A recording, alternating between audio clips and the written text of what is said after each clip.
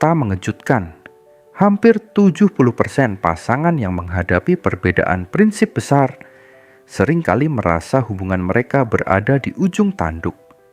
Namun, hanya sebagian kecil dari mereka yang benar-benar memahami bagaimana cara menghadapi perbedaan tersebut dengan cara yang bijak dan membangun. Perbedaan prinsip, baik itu soal keyakinan, tujuan hidup, atau bahkan gaya komunikasi, bisa menjadi bom waktu dalam hubungan jika tidak dikelola dengan baik. Bayangkan ini, kamu dan pasangan memulai hubungan dengan penuh cinta dan harapan.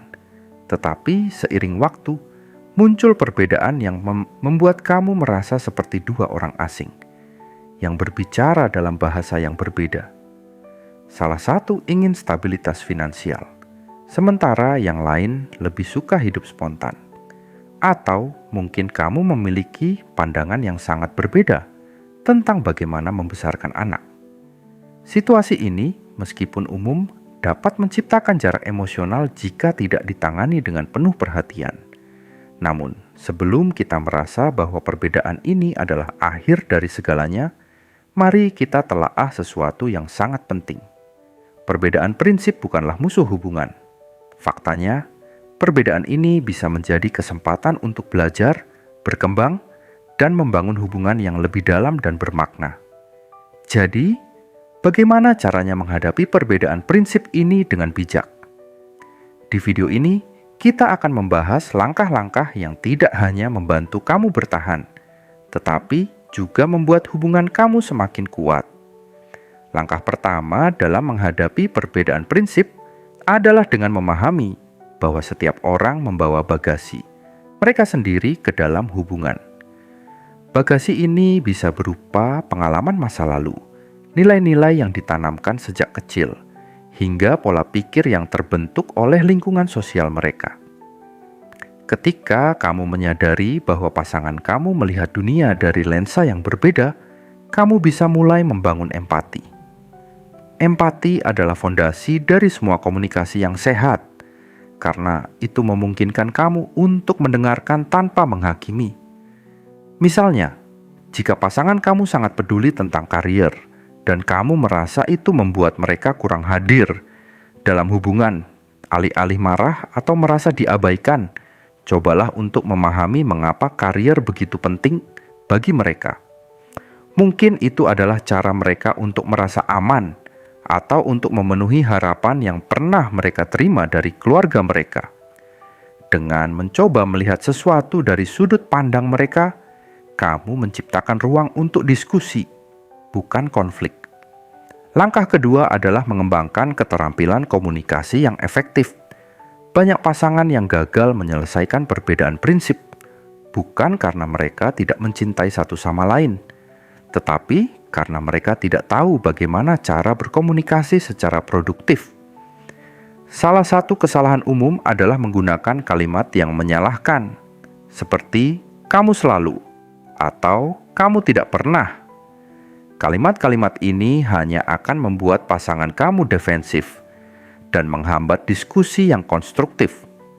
Sebaliknya, gunakan kalimat dengan pola "saya merasa" ketika "karena". Misalnya, daripada mengatakan, "Kamu tidak pernah mendengarkan aku", cobalah mengatakan, "Saya merasa diabaikan ketika kamu tidak memberikan perhatian saat aku berbicara, karena aku ingin merasa didengar dan dihargai". Dengan pendekatan ini, kamu tidak hanya menyampaikan perasaan kamu dengan jelas, tetapi juga mengundang pasangan untuk memahami kebutuhan emosional kamu. Selain itu, penting untuk mengatur waktu yang tepat untuk berbicara. Membahas perbedaan prinsip saat salah satu dari kamu sedang lelah atau emosional hanya akan memperburuk situasi. Carilah waktu di mana kamu berdua bisa fokus tanpa gangguan, dan buat komitmen untuk mendengarkan satu sama lain dengan penuh perhatian. Ingat, mendengarkan bukan berarti hanya diam sementara pasangan berbicara, tetapi benar-benar memahami apa yang mereka sampaikan tanpa tergesa-gesa menyusun balasan. Langkah ketiga adalah menemukan titik temu. Perbedaan prinsip seringkali terasa seperti jurang yang memisahkan, tetapi sebenarnya di balik perbedaan tersebut seringkali terdapat nilai-nilai inti yang sama. Misalnya, jika kamu memiliki pandangan berbeda tentang cara mengelola uang, mungkin inti dari perbedaan itu adalah keinginan untuk merasa aman secara finansial. Dengan menggali lebih dalam, kamu bisa menemukan tujuan bersama yang dapat menjadi dasar untuk menyelesaikan perbedaan. Untuk menemukan titik temu, mulailah dengan mengidentifikasi apa yang benar-benar penting bagi kamu dan pasangan.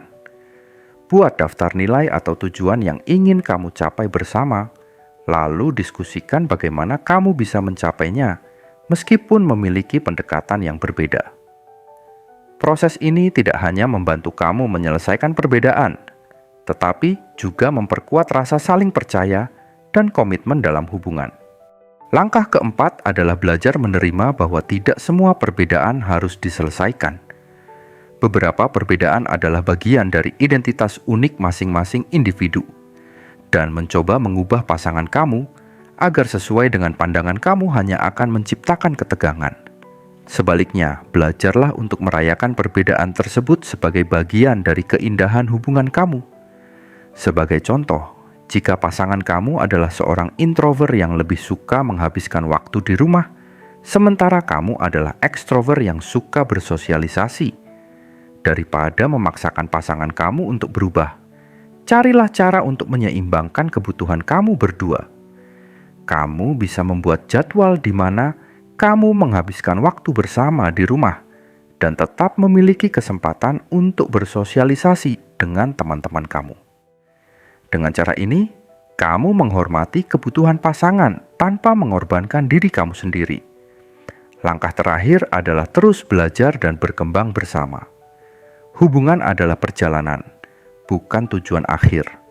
Setiap tantangan, termasuk perbedaan prinsip, adalah kesempatan untuk belajar lebih banyak tentang diri kamu sendiri dan pasangan kamu.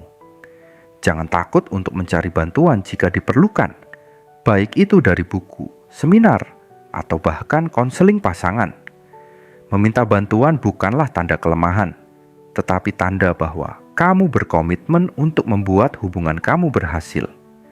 Di akhir video ini, saya ingin mengingatkan kamu bahwa tidak ada hubungan yang sempurna. Semua pasangan, tanpa terkecuali, menghadapi tantangan mereka sendiri. Namun, dengan kemauan untuk mendengarkan, berkomunikasi, dan bekerja sama, kamu dapat mengubah perbedaan prinsip menjadi kekuatan yang memperkuat hubungan kamu. Jika video ini memberikan wawasan baru untuk kamu, jangan ragu untuk berbagi pengalaman atau pendapat kamu di kolom komentar.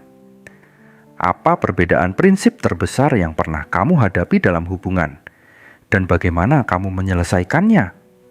Saya ingin mendengar cerita kamu, dan mungkin cerita kamu bisa menginspirasi orang lain juga.